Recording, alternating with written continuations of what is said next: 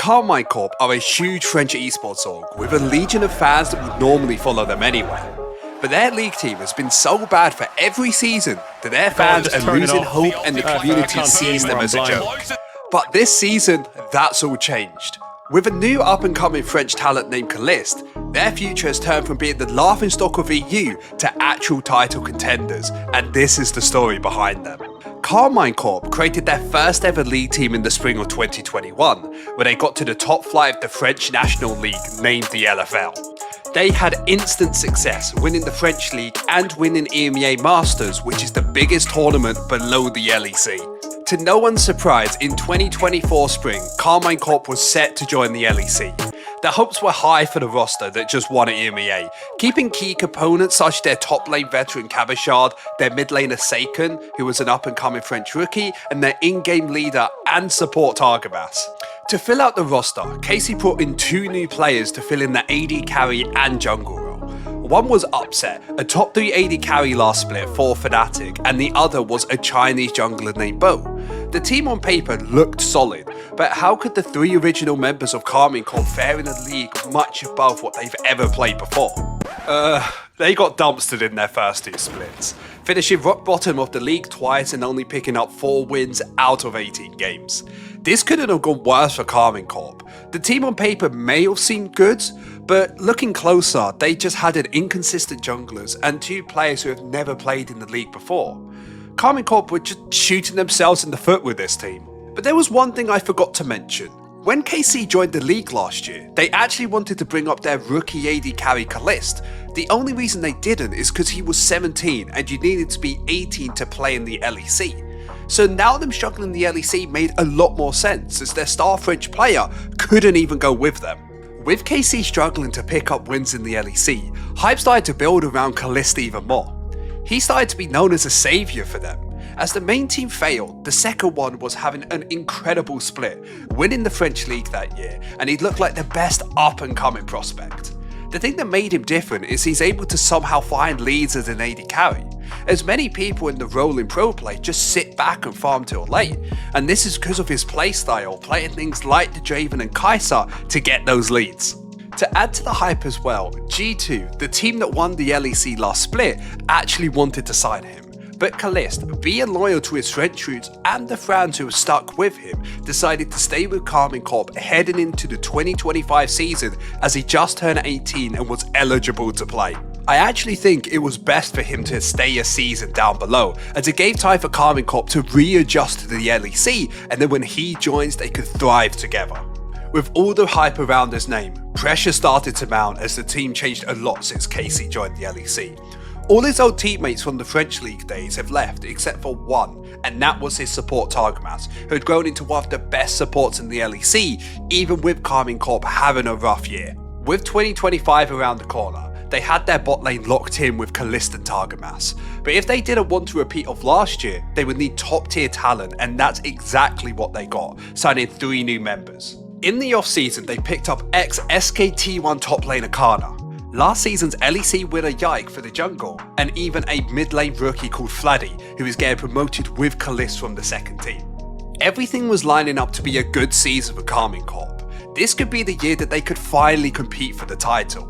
All that had to happen was Caliste to be a world-class AD carry, but would he come in and instantly destroy everyone, or would he need time to develop? To answer that question, we have to look at his first game where he would face off against last year's LEC winners G2 and against one of the greatest ADCs in the world, Hans Sama. His opponents have won back-to-back-to-back LEC titles and even got to semi-finals at MSI last year. Caliste would really have to show up in this game to show the fans that they can dream again. For his first game, Caliste would be playing Ezreal.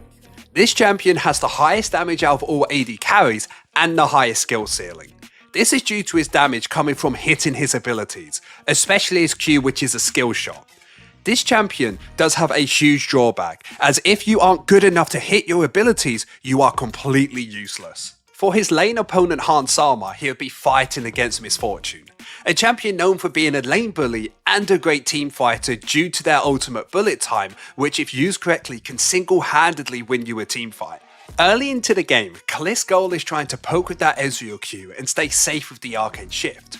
If he plays it correctly, there's no way for Misfortune to be ever in range to deal damage. G2 knowing this tried to lane swap away, but Casey knowing this as well match it towards the top side, and this is super important as it puts them in a great position for the first objective, which is the Void Grubs. Let's see how Caliste plays it. He's level 5 and needs to push out the wave before moving. G2 have full control for now on the objective. Casey support and jungle are waiting to go in with their mid, putting Caliste in a dangerous position. See how Targamas focuses Labrov downwards, letting him and Jake walk in and be in that front line for Caliste. Targamas went onto Hans Sama, giving Caliste a chance to hit his full combo onto him before focusing on whoever is closest. But look at what he does when he sees Labrov overstep. He E's and auto attack, securing the kill.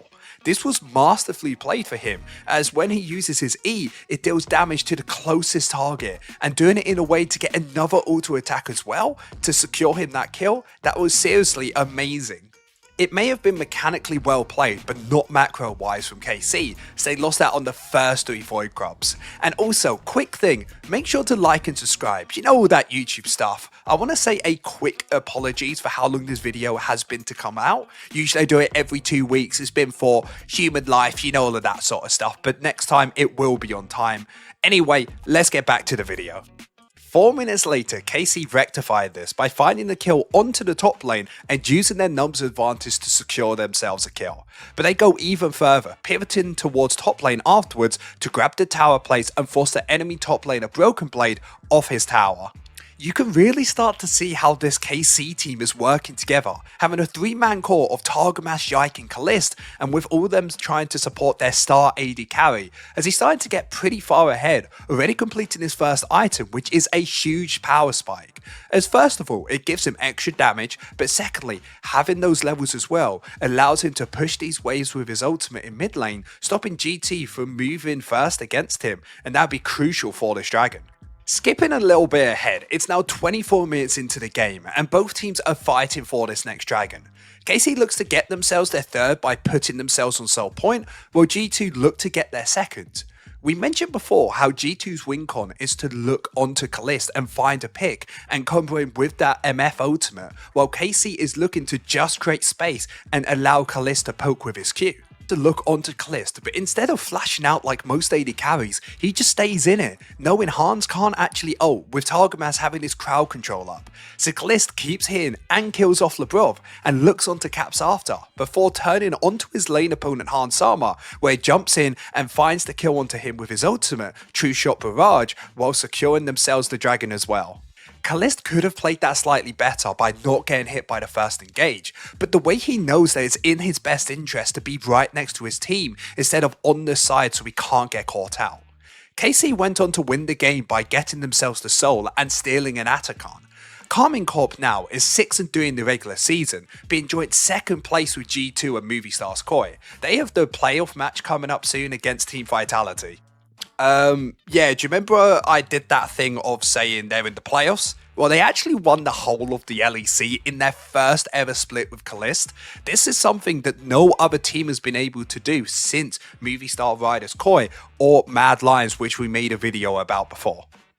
The ending to this video is a little bit of a mess, isn't it? But I want to say a massive thank you for watching and especially supporting. I will be getting the videos out every 2 weeks and doing a lot more YouTube shorts. But more importantly, if you are enjoying this content, there is an idea of maybe doing an arena tournament with subscribers. So if you're interested at all, put it in the comments below. There's a Discord server as well, because I would absolutely love to start building the community more than just on this YouTube platform. But that is going to be it. Check out the videos, and I'll see you next time.